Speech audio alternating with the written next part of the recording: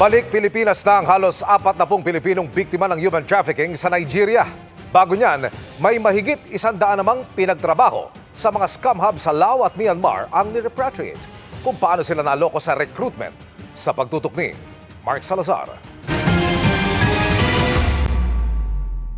39 na Pilipinong biktima ng human trafficking sa Lagos, Nigeria ang sa wakas ay nakauwi na sa Pilipinas kagabi.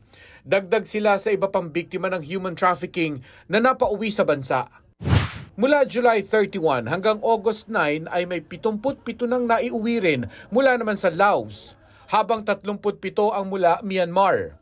Ayon sa IACAT o Interagency Council Against Trafficking, kung hindi nakatakas, ni-rescue ng mga otoridad ang mga Pinoy mula sa mga scam hub sa Laos at Myanmar kung saan sila pinilit magtrabaho. Online sila na-recruit at pinangakuan ng magandang trabahong may malaking sahod at mga benepisyo. Based doon sa mga statements ng mga victim witnesses natin, love scam yung karamihan.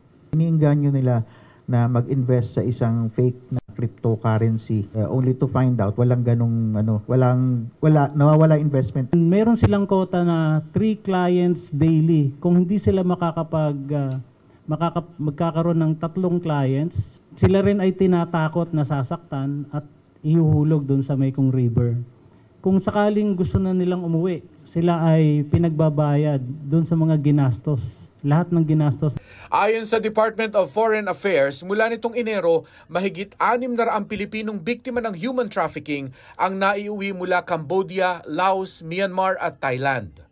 Halos 100 sa kanila, iligal na lumabas sa bansa sa pamamagitan ng outdoor exit at sumakay ng bangka mula Palawan, Tawi-Tawi, Sulu at Zamboanga. Napakahirap po talagang bantayan lahat yan. Archipelago po yung geography ng ating bansa. Imposible po na maglalagay po tayo ng Bureau of Immigration station. Hindi rin daw lahat ng nire-repatriate o pinauwing Pilipino ay biktima dahil may mga pagkakataon daw na napapag-alamang ang iba pala sa kanila ay mga recruiter. 15 na ang inaresto at sinampahan ng DOJ kaugnay niyan. May mga kinasuhan rin dahil sa pamimeke ng mga dokumento. Paalala ng Department of Migrant Workers sa mga naghahanap ng trabaho abroad. I-check din kung yung job order, yung job offer na inaano sa inyo, yung job offer sa inyo ay talagang vetted na job order at aprobado ng Philippine government. Huwag magta-transact at lalong huwag magbabayad ng kahit na ano sa labas ng opisina ng isang recruitment agency. All transactions should be there inside the office of the agency and everything should be documented.